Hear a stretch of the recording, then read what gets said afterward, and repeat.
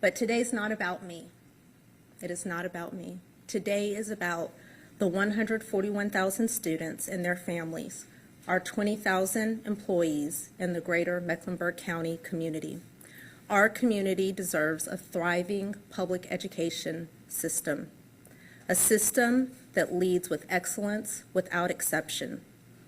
Excellence in academics, which of course is our core business, making sure that all of our students graduate employable, that they graduate enlisted, that they graduate enrolled or employed, and that they demonstrate excellent character and leadership, kindness and grit.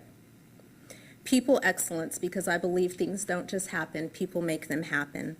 Organizational excellence, making sure that our processes are efficient and effective, and engagement excellence, making sure that we're building partnerships with families, understanding their desires, and making sure that we're working with nonprofit, government, and corporate. We've done a lot in the last 18 weeks in my role as interim superintendent, and we've been super focused on increasing outcomes for students and building relationships.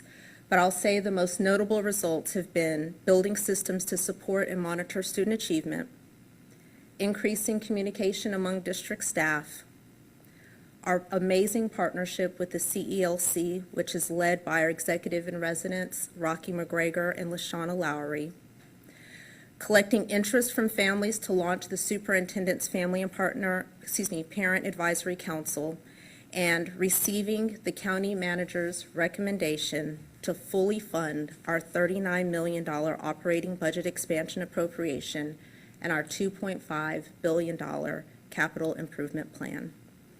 Looking ahead, we will continue to focus on safety.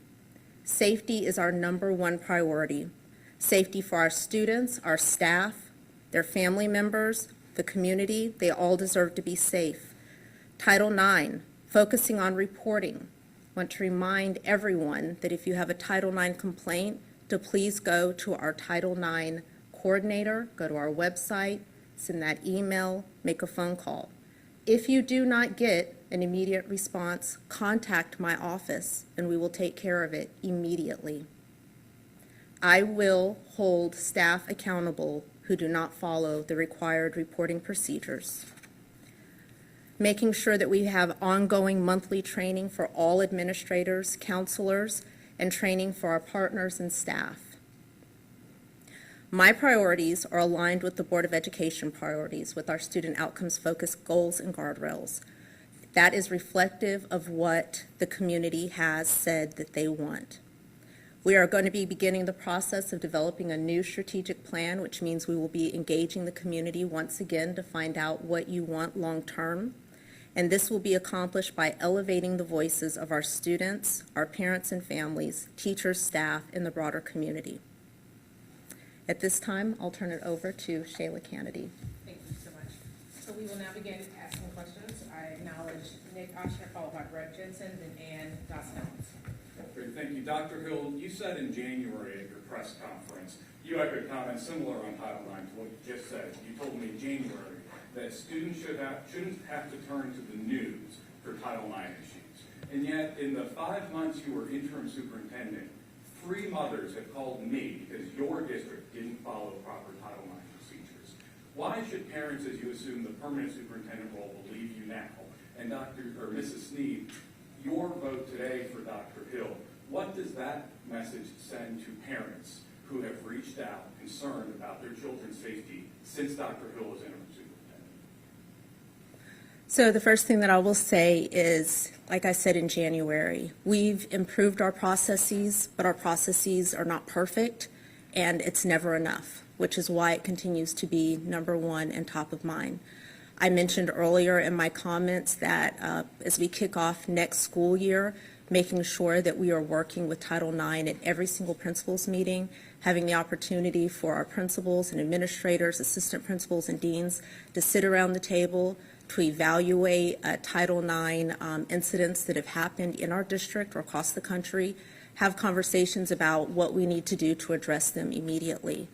I did say and continue to say that we have made sure that we're training our staff You heard me say earlier that I will hold staff accountable. When parents feel like they have to reach out to the media, what it signals to me is that we have a customer service issue. For whatever reason, they don't feel safe contacting us. Now, what I will say is the three that you've mentioned certainly doesn't account for all the issues in our district, right? We have 141,000 students and issues that happen every single day. And we address those issues, we address them timely. And as I said earlier, anyone who does not follow processes, I hold them accountable. Thank you for the question. So the vote today means that there is confidence that there will be a system of accountability that will continue and broaden, and that we have to get it right, and that we have to hold the superintendent to get it right as well. I'm confident that that will happen. It is unacceptable for parents or for parents to feel that their children are unsafe. It is problematic if families feel that that they have to reach out to you instead of the district. We recognize that. Is it our responsibility to turn it around? Absolutely. Do I think that will change? Absolutely. And the superintendent, Dr. Hill, is charged with doing that. And so we have a responsibility to hold her accountable, just like she has a responsibility to hold staff accountable as well. Dr. Hill, you told the board back in November that you weren't going to take the job, you weren't going to apply for the job full-time. And yet here you are, and you've applied for the job, and you are taking it full-time. So just curious, what was the change where you decided that you were going to do it full-time? I never told the board that. I never had a conversation with the board in November. So what about December? Because when they approached you about it, that was one of the things that was brought up when you said you weren't going to take the job full-time or apply for the job. I never said that. Okay, well, and also, Summer, in terms of that, why was there 3 to 6 votes and you were one of them in charge of the search committee? Thanks for that question. So my role as search committee chair was really to develop a process at which we were going to ensure that we got a strong pool of applicants and that we would get down to a strong slate of candidates. And once we got to there, that was then turned over to the full board. So we received 6 in a slate. They were very strong. And then it was the full board to do interviews based on the leadership profile that was developed alongside the community and very heavily focused on student outcomes. So that's what the whole board did. We went through that entire process. We narrowed it down to 4 finalists who interviewed in person. And to be perfectly honest, they were all amazing, including Dr. Hill, who's sitting up here. So, the majority of the board thought that she was the best for the job. And then, others can have their opinion, but that's what happened. We're happy to have such a strong applicant pool, such amazing finalists, and ultimately the school district is in a much better place by having that process and ending up where we are today. And I'll, if I can, just follow up with Brett. I'll just reiterate that I never said that. Now, what I have said before is I've never sought like a superintendent job. I've been tapped on the shoulder multiple times to do it. And I, have told my mentors, they said, why don't you do that? So I'm like, why would anybody do that job? No way, I would never want to do that. It was not until I started in the role as interim that I started falling in love with this work and thinking, wow, I have the opportunity to make a difference in the 17th largest school district in the country. But I never, ever said what I wouldn't do to anyone other than my spouse and my mom. All right, and followed by Shamaria and then Courtney, please. So back to somewhere on that same topic, I've heard a few superintendent hirings, and I've heard afterward about a number of them that, well, person A and B on the board really wanted to go a different direction, but when they realized they were in the minority, they raised their hand because you want to bring a new superintendent out with unity. Not talking about the process here, but talking about your decision. What was it that made you feel like you couldn't get to that point of saying, I might have preferred another, but I can raise my hand for Crystal Hill? Was it something about her? Was it something about another candidate? And I guess for both of you, this does not seem like a really great start for a district that's trying to show it can unify and get behind leadership. Let's talk about how this played out, how it's going to play out. Yeah, I don't think it does show that there isn't unity. I think this board is 100% behind Dr. Hill, and I've even shared that with her as well. So I think it just is a testament, and you guys heard BWP's training. They knew the applicant pool was very, very strong. We knew the finalist was very, very strong. I think they were quoted as saying you guys are going to have a really hard time making the decision. With that being said, we very much were evaluating candidates. The 9 individual board members were evaluating candidates based on that leadership profile, and they were all strong. They all met that leadership profile. So really, it's just a difference of opinion, to be perfectly honest. And she wouldn't have even made it to where she had if she wasn't qualified to do the job. So I think what it shows is that we, as a board, actually have delivered on a much stronger process than previous boards have in the past. And ultimately, it was a tough decision. So Dr. Hill is going to do a tremendous job. It's just a difference of opinion, but we are all 100% behind her success.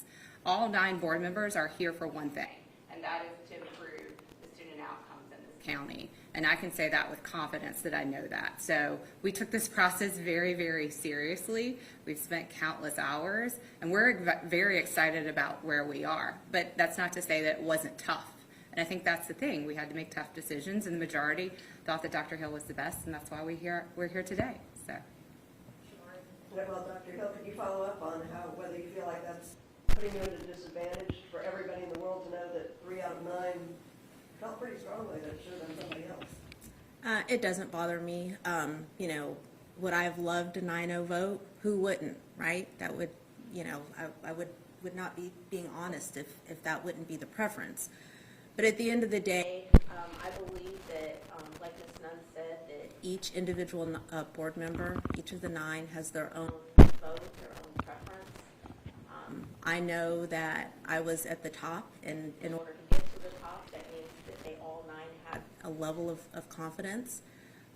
But the vote was over at 12:35. Now we step forward and move forward. It is what it is. But when the board makes a decision, the board stands behind it. I will say that we all agree on making sure that we're moving our district forward. The board has been very supportive, and board members talked to me, prior to, so I was not shocked. And I just think that's a high level of respect that they had for me. And so like I said, would have loved a 9-0. It didn't happen. It's okay. We're moving forward. And Shay, my colleagues, they got to ask questions of Dr. Peel and the board members. Can I follow that precedent really quickly in fairness? So my question to Superintendent Hill is, I kind of want to follow up on what he was saying, but in more of the context, I do remember even actually our colleague from the SOC asking you when you guys first came on as interim about any of your aspirations. At that time, you said, I'm not focused on that at the moment. I know that there was a follow-up of that as well, so I know you have said that. And then so my follow-up question to that is, what changed then from at that moment when you were saying, I'm just focused on the district right now, to when you said, I think I'm going to do this? Yeah, and so my follow-up post to that was, I'll say the same thing that I always say to my children, we'll see. And so we saw. I think the time for me really changed probably end of February, sometime in March. Like I said, started really getting through, falling in love with the work, enjoying the excitement of the day, feeling like I could make a difference. I prepared my materials, but I did not submit them until about 2:33 a.m. on the day it was due. I looked at my family, my husband, my girls, and said, are we going to do this the night before? They said, yes, Mom, you need to do it. And I'm glad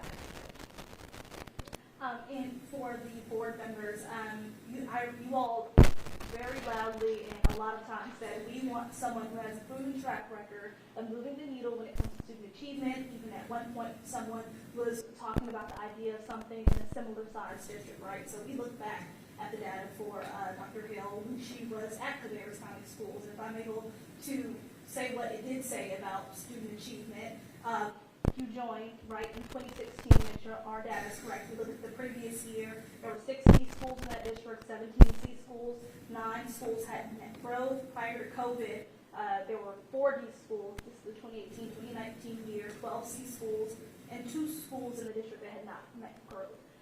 So my question is, knowing that Cabarrus County is a district that's not even 25% of what CMS's district is this really reflective of moving the needle in a district of either a similar size or enough to prove that she can do the job and she has met that requirement that you also asked about?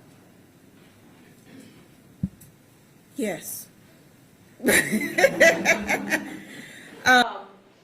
We went through an evaluation process. Obviously, Dr. Hill would not have been selected if we did not think that she could move, to go forward. I think that she evidenced some information here specifically today is how she has been able to move the needle, and that can be transferred here in CMS. So to go off of what everyone has been saying, I remember at the beginning when you accepted the interim role that you said that you were focused on the day-to-day. So the first part of the question is, what has been the biggest successes or your biggest achievements with that? And now that you are in this permanent role to think forward, what is going to be those top priorities? Is it going to be, the Title IX stuff or student achievement? What do you want to focus on first going into this? So I think our biggest achievement Like I mentioned earlier, is the intense focus on outcomes for students. really getting in a rhythm with that of how we We are both providing support are monitoring. I will say we are just scratching the surface with that. a lot of work to do moving forward. Again, Another success, I think, would definitely be our partnership with the CELC on the amazing work that they have really helped us focus on in terms of alignment, in terms of building systems, in terms of building processes, all the things that are under the hood that are going on right now. that will be revealed over the summer Summer, so, and as we open the school year. So really excited about that.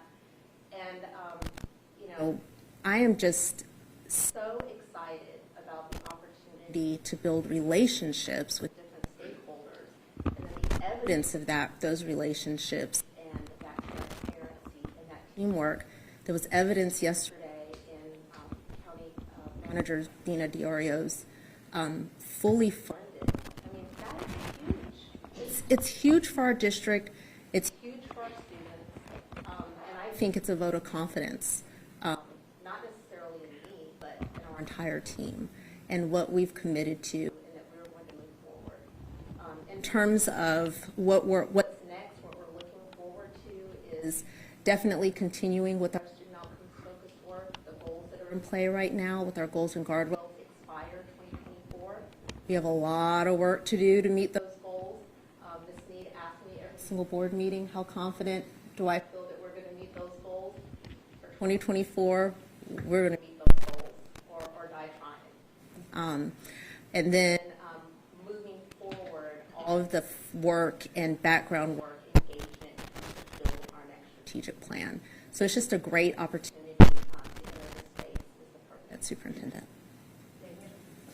Yeah, I want to ask, as a superintendent, you have to walk a fine line between addressing the concerns of parents while also creating and supporting an environment where students and teachers can thrive in this education journey that they're on. But I want to ask, given the climate of education right now across the country, I have both my parents are teachers. They said you couldn't pay them enough to step back in the classroom right now. And going back to a meeting that happened on May 9th, you had parents calling for charges against librarians and teachers because they were pushing books that the parents didn't agree with. So I want to ask you, you're stepping into this role. What are your plans to walk that fine line to address concerns of parents, but also supporting educators? Yeah, so that's a great question. In my mind, Mind though, it's not a fine line, right? we exist, To serve students. plain and simple. If the students, If we're not here, we don't exist. we're a business, right? So students, Have to be our absolute, number one focus. their parents, Parents, their families are our customers.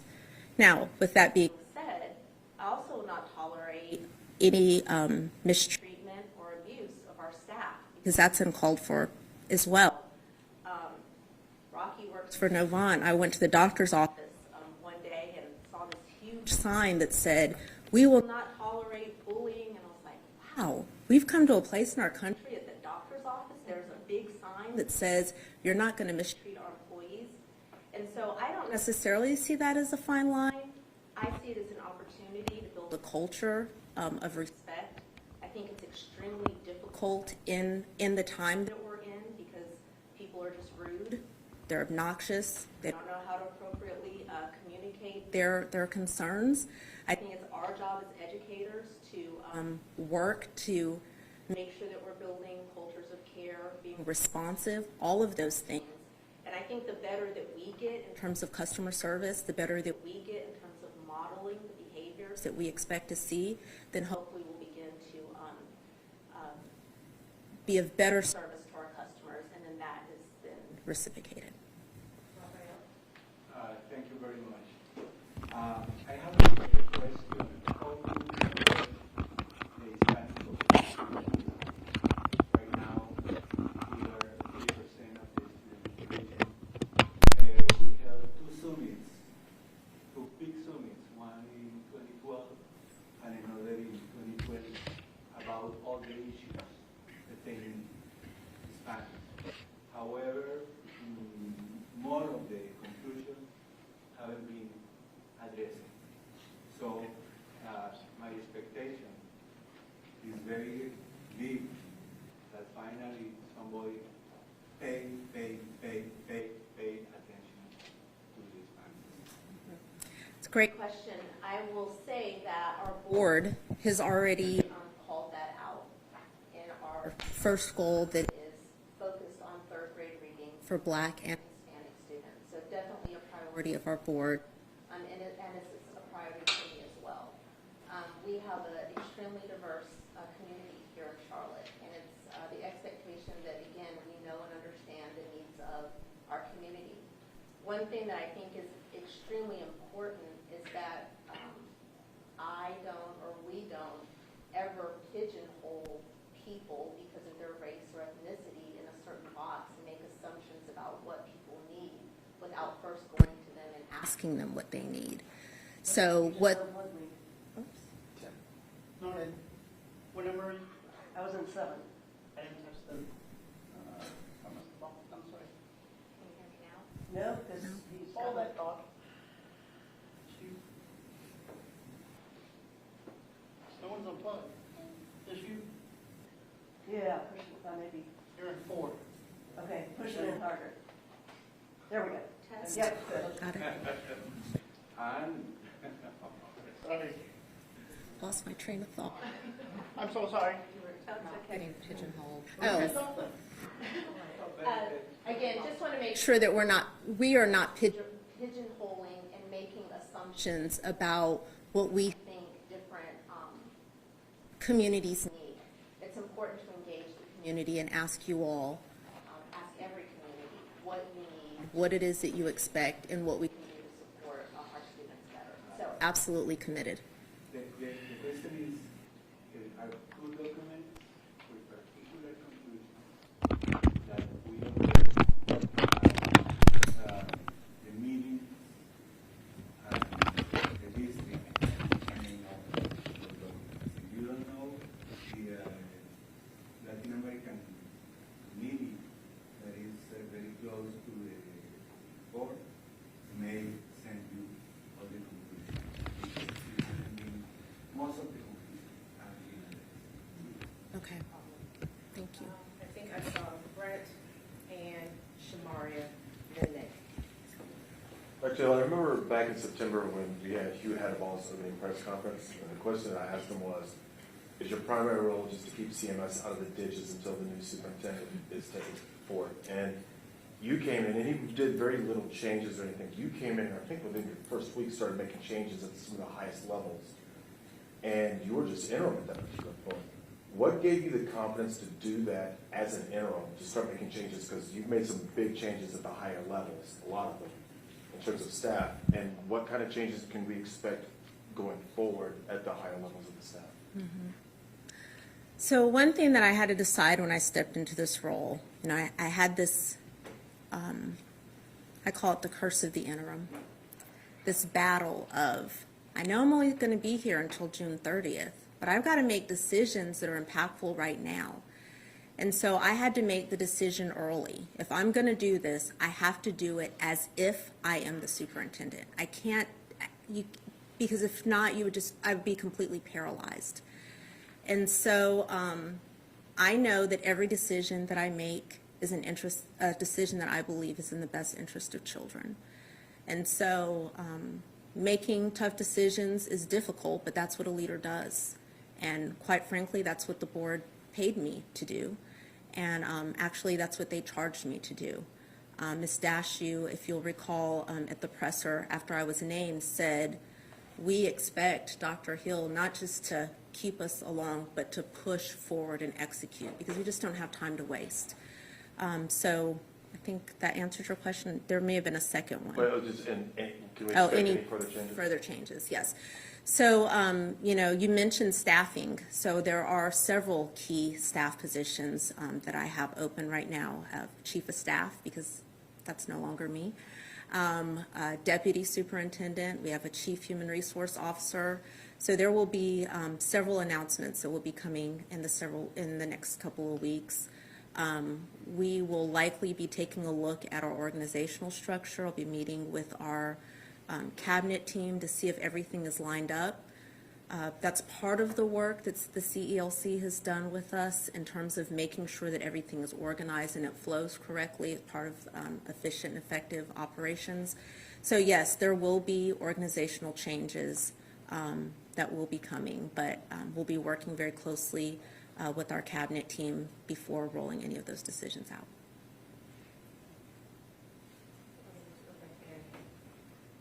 Dr. Hill, what does this mean for you and your family? Are you still living in Cabarrus County? And if so, I'm pretty sure you have to move into Mecklenburg County.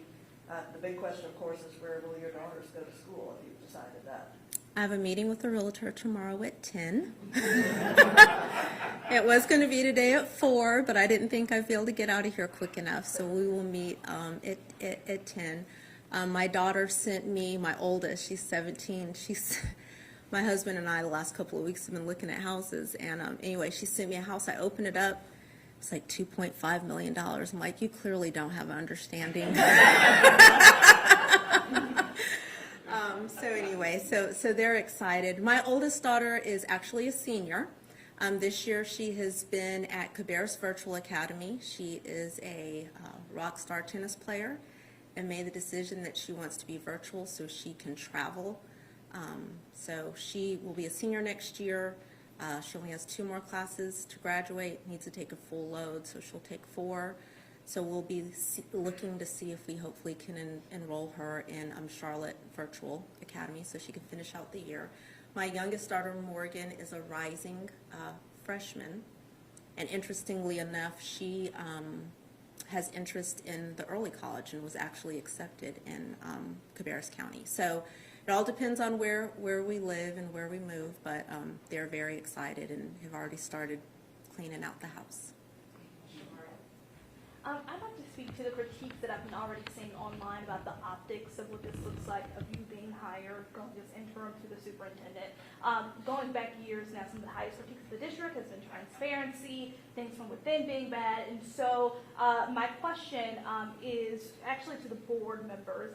Some of you, even your platforms to be elected was on change and moving forward. Now, while I will not compare the background of the previous superintendent to your background, which is in this area, I will say the question begs, how is this any different from what you all have already done when you had Winston? And also, we know that everything was private, and so we don't know who the other people were, and if the community would have had the chance to see if they compare. While they may trust your decision-making because obviously they voted for you all, they could also have done their own work as well and have different opinions. So what would you say to that?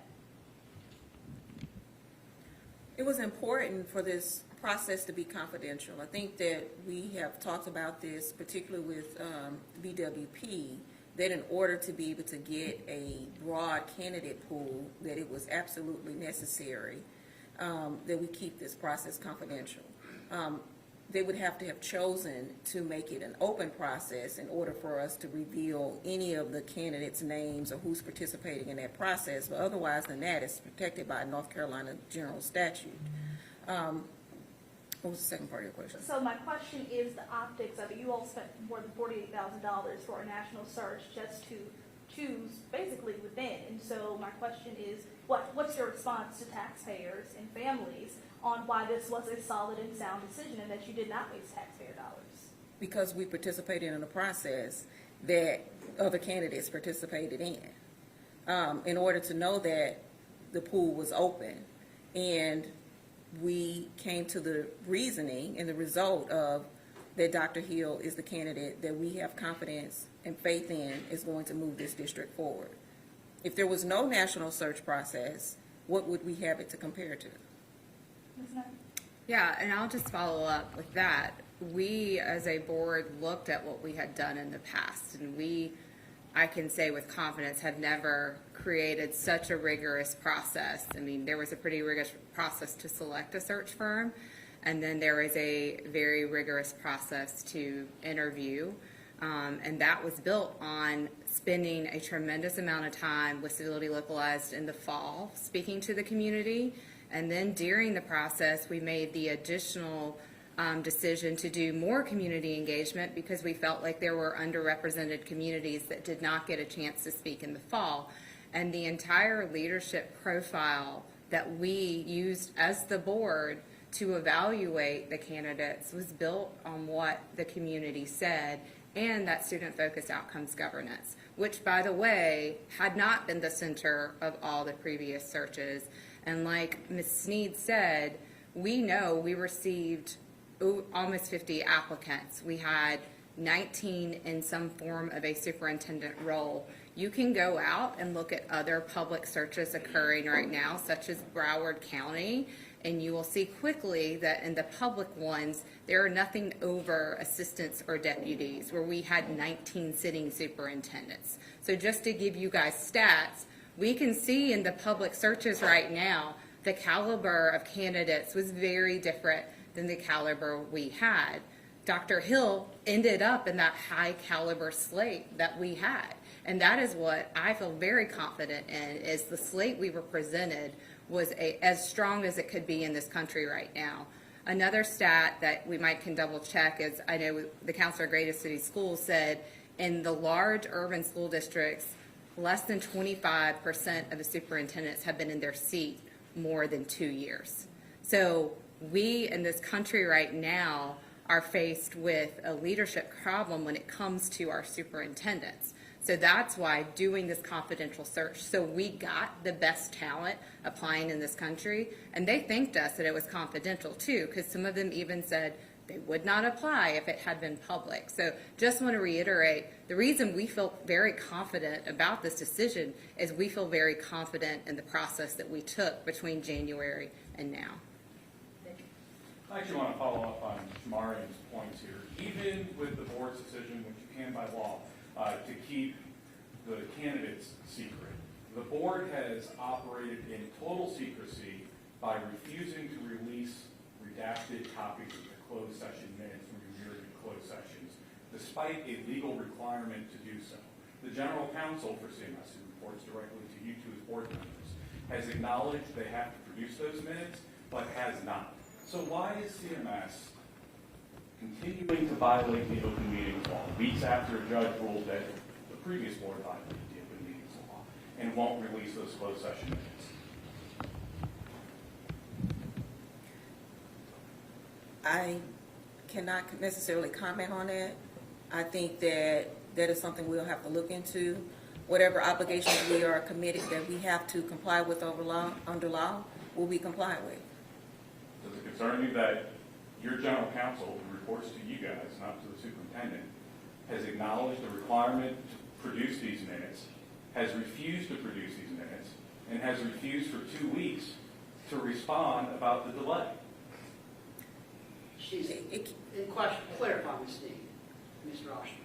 Our general counsel has not refused to provide anything. Well, we don't have them, so that's a refusal. She is redacting information and going to provide them in a reasonable amount of time, which is the statute. We're past as properly as possible, which is You're the statute. potato potato, I hear your point. It's not. We have produced everything. I also disagree with your analysis of the judge's ruling, because if he had ruled as you would have gotten fees. You didn't. So, I respectfully disagree with the question. I'd ask you to move on to something else. Well, Mr. Jeter and Ms. Kennedy, I apologize, but my questions were for the board members. Mr. Jeter interrupted their ability to answer my questions. Why is the board not producing the closed session minutes like they're required to? One opportunity to respond and then. That's fine. Yeah. I don't have the information that I don't have any indication at this time, as I sit here presently, that there has been a refusal to provide minutes to you. Daniel, I think you got a question? Yeah, I had a question because rezoning is now, it's a huge issue, and here we are 2-3 weeks out from whenever there's going to be a big vote on this, and you already have parents who have seen the final draft. It's got them incredibly concerned. But now that you are the superintendent, I mean, what is your message to them, especially those parents that are setting up petitions to try and delay the vote because they want to have their voices heard even outside of just a next public hearing next Tuesday? What is your message to them? My message would be that any time that parents are upset that their children are going to be moved to a different school, that signals to me a great sign of support for their school and support for their school community. So that would be thing one. The other thing that I would say about that is we have engaged in community engagement since last fall. Have gone through different iterations. At some point, there has to be a recommendation made by the superintendent. We've arrived at this point.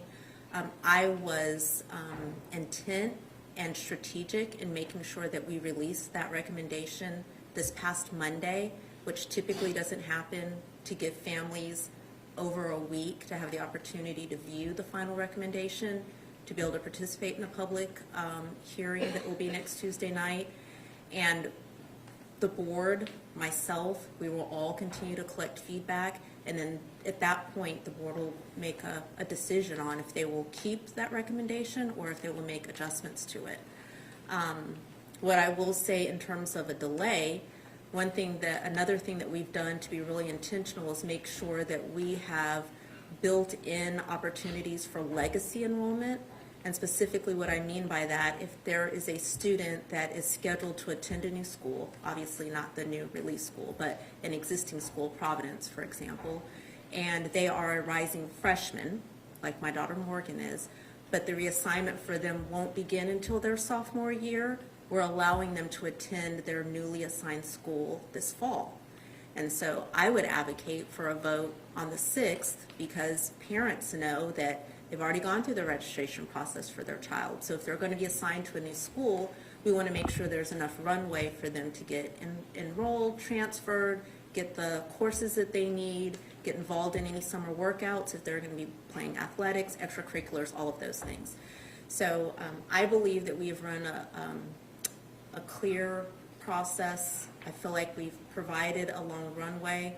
I completely understand parents not wanting to change where their children are going. We are still listening and still collecting that feedback. All right, so we have about 10 minutes remaining. Just a quick check before I go to the last rounds of questions. I know, Shamari, you good? Great, we have one more. Andrew, done. Nick, you good? Daniel? Lindsay, you didn't ask. Okay, so Brett, if you don't mind, can I have Lindsay? Are there any other media outlets with questions? All right, so our final questions will come from Lindsay, and then Brett, and then we'll close it out from there. Hi, so I've seen some reports about what your salary may be, but I haven't seen anything official, so I apologize if I just overlooked that. But could you confirm what your salary will be for the next year?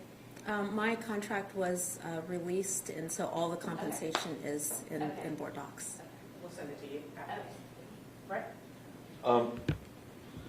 The CELC, a lot of the community leaders were in favor of you getting this. Gina Diori, the county manager, was in favor of you getting this job. A lot of the leaders inside Charlotte, government officials as well, were in favor of you getting this job. What do you think that was? Why? Why do you think the county manager was in favor of you getting it? Leaders in CELC were in favor of you getting this job. Other leaders in Charlotte were in favor of you getting this job after 5 months. Why do you think that was? Well, I'll speak, I'll just speak in generalities, relationships. As the leader of the district, you have to be willing to sit down and talk to people and listen to what they have to say and allow them to lean in. Specifically with the county manager, we work closely together in my role as chief of staff, because my job was to support interim superintendent Hugh Hattabaugh as we were preparing for a joint meeting that happened in December. So I don't know if you recall, but we had a joint meeting that happened in December. I believe I was named the next day. So anyway, during that time, we worked very closely in planning that joint meeting. And immediately after I was named, because I've had excellent mentors in the past, I said to her, we've got to have a really good relationship. And being in Cabarrus and watching all of the news, there has not been good blood between Charlotte-Mecklenburg schools and the county, and that is disastrous. And so we committed at that point, on the day that I was named, that we were going to have breakfast twice a month. So twice a month, we sit down, we talk about what our priorities are, talk about what we're doing, talk about what we need. And I think it's that type of relationship, that type of authenticity, that type of transparency is what has built those relationships and the level of trust and confidence that they have in me and my ability to lead this district. Were you surprised that you got